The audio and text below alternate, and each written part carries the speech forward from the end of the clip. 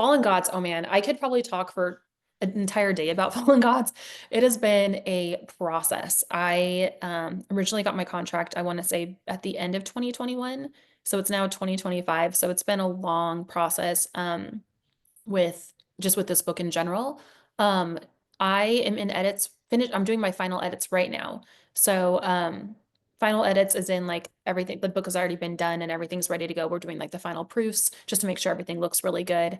But is it's Norse mythology, but it's set in a contemporary like world. So it's one of those books where you're not like in this like, oh, we're in a different planet or we're like flying or doing this. We're in Seattle, Washington, like Stevens, Washington. We're at a college called Ender University. And this college is for the very wealthy, but also for gods and giants that don't realize that they are actually asleep, like that they don't have their powers, but they're like dormant. So they think that everything is normal, everything is, whatever, but they're basically under like I don't want to call it a curse, but kind of a curse.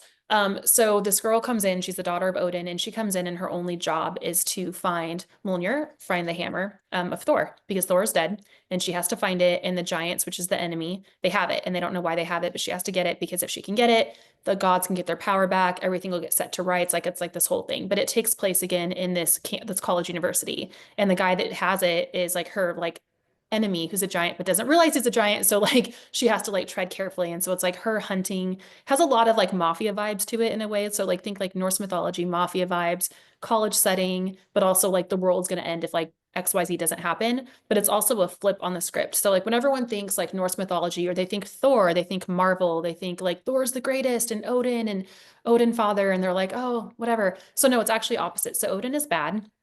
He's a horrible person and Thor is dead. And you have all of these like characters that you used to like root for actually being like the ones that are like the worst you could possibly imagine. And then the giants, who they were only, if you think like Norse or not Norse, like Marvel movies, they were only featured in the very first Thor movie and totally like misrepresented as far as like what they actually were in Norse mythology. They weren't just like frosty and like in the dark, they were in like a forest and it was totally different.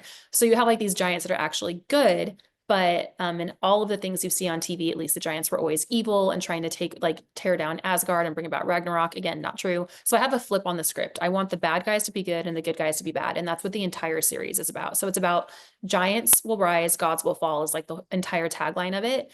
Because again, it's like the whole what if scenario. Like, no, Thor is not good. Like, what if Thor got polluted by the power the hammer gave him? Like, it didn't control him. You know what I mean? It made him into like worshiping himself. And what if Odin, through like grief or through all of these things that happened to him, was like the hero for so long, basically he saw himself become the villain. And that's where that whole storyline came from. So I think it's going to be super, I love it. I'm obsessed with it. I know that my publisher loves it. It's a very, very fast paced story. I think people are going to be obsessed. I don't have the second title yet. And if I did, I don't think they'd let me. We've been very tight-lipped on this one. Like I'm not even allowed to share excerpts. Like we've been very, very cautious with it.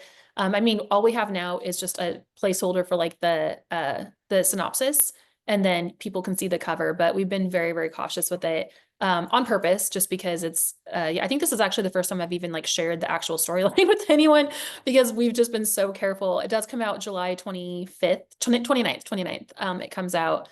Yeah. So, and also too, like just with all of this, the reason I chose Norse mythology, I'm Norwegian. So my dad, his entire line is Norwegian, his side. And my grandpa, his dad, immigrated from Norway. So our original name when he immigrated was Yankstol.